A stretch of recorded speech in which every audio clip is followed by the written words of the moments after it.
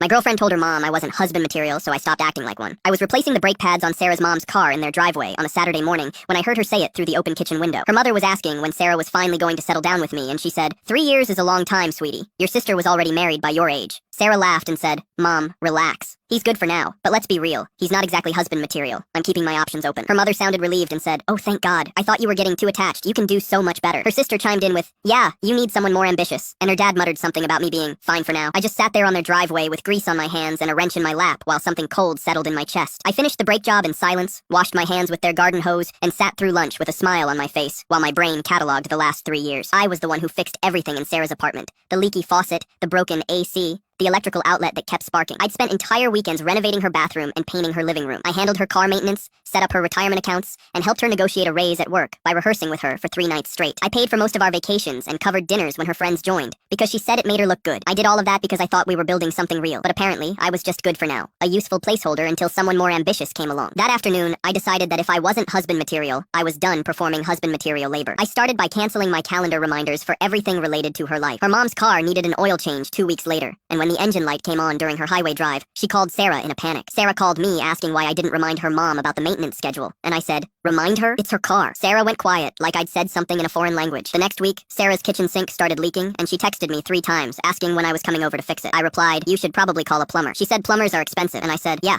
they charge for their expertise." She had to pay $200 for a 20-minute fix that I would have done for free. Then her laptop crashed, and she lost a work presentation because she'd never set up the cloud backup system I'd been telling her to configure. She called me crying, asking why I didn't just do it for her like usual, and I said, "It's your computer, Sarah." By November, Sarah's life was visibly unraveling, and her family kept asking what was wrong. Her sister cornered me at a birthday party and said, "Why aren't you helping her anymore? Her car's making a weird noise, and she's too stressed to deal with it. She says you're being distant." I shrugged and said, "I'm sure she can figure it out." Sarah started panicking around the holidays, suddenly buying me expensive gifts and talking constantly about our future together. She kept insisting I had to come to Christmas dinner at her parents' house, saying it was really important to her this year. And she got so emotional about it that I finally agreed. Christmas dinner arrived, and the whole family gathered around that big table in her parents' dining room, the same room where I'd heard Sarah tell her mother I wasn't husband material 6 months earlier. Sarah was fidgeting with her napkin and barely eating, and her mother kept giving her